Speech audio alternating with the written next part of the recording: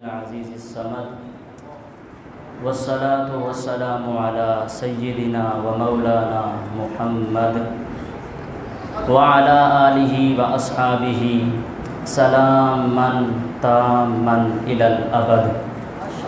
أما بعد فأعوذ بالله السميع العليم من الشيطان الرجيم. بسم الله الرحمن الرحيم. إنا أعطيناك الكوثر. صدق الله العظيم. إن الله وملائكته يصلون على النبي يا أيها الذين آمنوا صلوا عليه وسلموا تسليما. بآواز بلند محبت ذوق اور شوق کے ساتھ مل کر پڑھیے الصلاۃ والسلام علیک یا سیدی یا رسول اللہ وعلی آلک واصحابک یا سیدی یا حبیب اللہ. معزز و مکرم میرے ہم مکتب و مقصد ساتھیوں، السلام علیکم ورحمۃ اللہ وبرکاتہ. میں نے آپ کے سامنے قرآن مجید کی ایک چھوٹی سی آیت تلاوت کی ہے جس میں اللہ رب العزت ارشاد فرماتا ہے کہ انا اعطیناک الکوثر، بے شک ہم نے آپ کو کوثر عطا فرمایا. آج آپ کے سامنے مجھے جس موضوع پر اظہار خیال کرنا ہے وہ ہے مختصر فلسفہ کوثر. اللہ رب العزت ارشاد فرمایا ہے کہ بے شک ہم نے آپ کو کوثر عطا فرمایا. تو آج ہم جانیں گے کہ یہ کوثر ہے کیا، کوثر میں کیا رکھا ہے.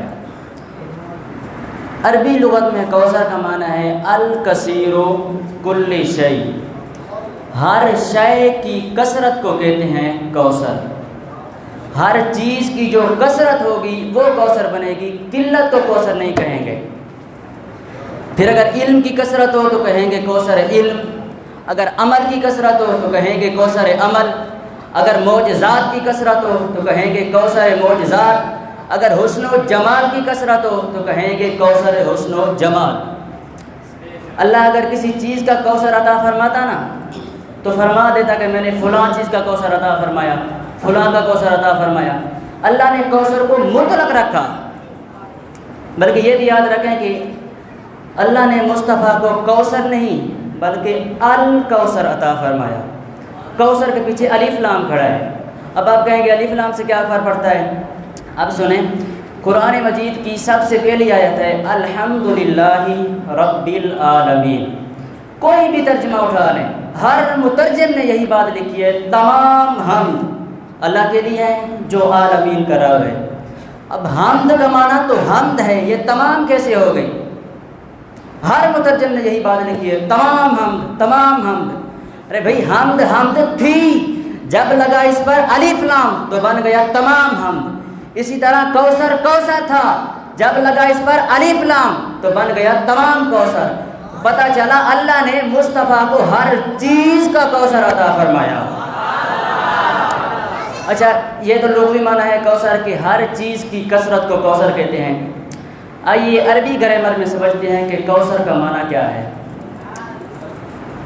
کوثرو بروزن فوعلو، آپ سب پڑھے لکھے ہیں. فوعلو، اس پر ایک لفظ آیا ہے کوثرو. تو یہ فوعلو کیا ہے؟ اب جانتے ہیں فوعلو یہ جمع منتہی الجموع کے اوزان میں سے ایک وزن ہے جس پر لفظ آیا ہے کوثرو. تو یہ جمع منتہی الجموع کیا ہے؟ اب یہ جانتے ہیں کہ پہلے وحد ہوتا ہے، پھر تثنیہ آتا ہے، اس کے بعد جمع آتا ہے. اس جمع کو اگر پھر جمع کریں تو اسے کہتے ہیں جمع الجمع، کہ یہ جمع کی جمع ہے.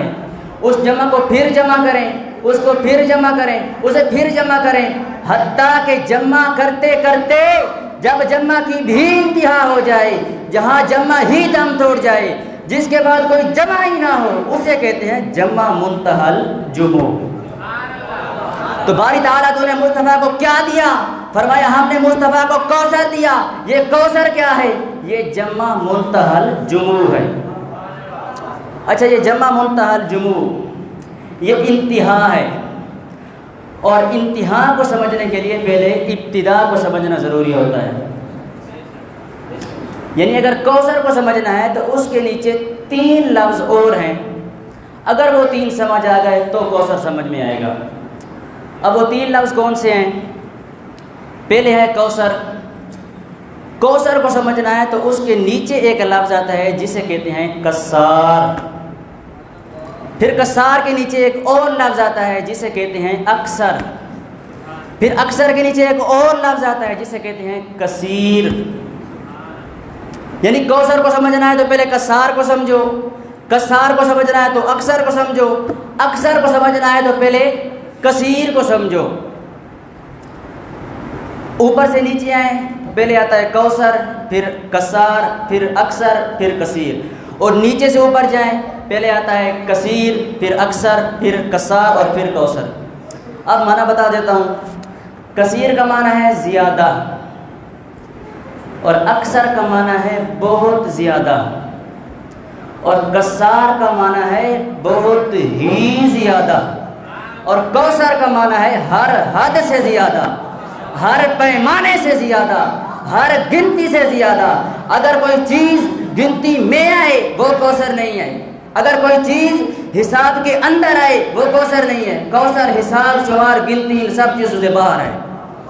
اب لوگ جمع ہو گئے کوثر کو سمجھنے کے لیے، رب نے فرمایا رکو، مولا کیا ہے؟ فرمایا کوثر کو بعد میں سمجھنا، پہلے ذرا کسار کو تو سمجھو۔ اب کسار کو سمجھنے لگے، رب نے پھر فرمایا رکو، مولا اب کیا ہے؟ فرمایا کسار کو بعد میں سمجھنا، پہلے اکثر کو تو سمجھو۔ لوگ اکثر کو سمجھنے لگے، گنتی شروع کی، رب نے فرمایا رکو، مولا کیا ہے؟ فرمایا اکثر کو بعد میں سمجھنا، پہلے ذرا کثیر کو تو سمجھو۔ کثیر کی سمجھ آئی تو اکثر کی سمجھ آئے گی، جب اکثر سمجھ آ گیا تو کسار سمجھ آ جائے گا، جب کسار سمجھ میں آ گیا تو پھر مصطفیٰ کا کوثر سمجھ میں آئے گا۔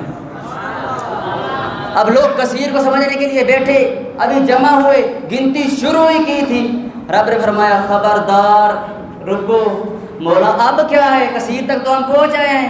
اللہ نے فرمایا کثیر کو بعد میں سمجھنا، پہلے میرا قلیل تو سمجھو۔ کثیر کو بعد میں سمجھنا، کثیر کہتے ہیں زیادہ اور کثیر کہتے ہیں کم، تھوڑا۔ اللہ نے فرمایا میرے زیادہ کو بعد میں دیکھنا، پہلے میرے تھوڑا تو دیکھو کہ میرے تھوڑے میں کیا رکھا ہے، میرا تھوڑا کتنا ہے، جسے میں تھوڑا کہتا ہوں وہ کتنا ہے۔ اب صحابہ حضور کی بارگاہ میں آ گئے، آقا کثیر سمجھنا چاہتے ہیں، بتائیے قلیل کیا ہے؟ اللہ نے قرآن میں 2 مرتبہ بتا دیا کہ میرا قلیل کیا ہے۔ فرمایا اے محبوب یہ کثیر سمجھنا چاہتے ہیں، کوثر کی طرف جانا چاہتے ہیں، ذرا بتا دیں ان کو کہ میرا قلیل کیا ہے۔ اللہ نے فرمایا کل متاع الدنیا قلیل، اس دنیا کے اندر جو کچھ بھی ہے یہ ہے میرا قلیل۔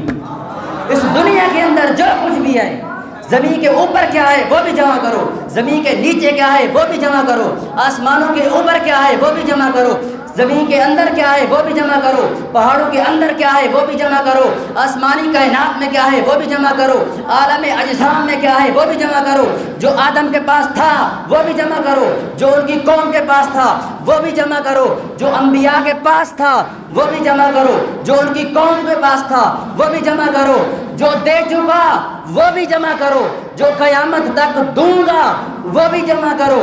جب جمع کر لو اس کی گنتی کرو، جب گنتی کر لو یہ ہوگا میرا قلیل۔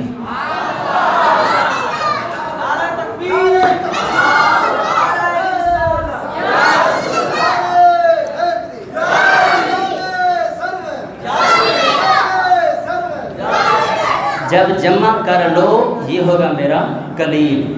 تو آپ کو پتہ ہے آج تک کوئی ایسی سائنس پیدا نہیں ہوئی یہ جو بتا سکے کہ زمین کے اندر خزانہ کتنا ہے، سمندروں کی تہہ میں کیا ہے، پہاڑوں کے اندر کیا ہے۔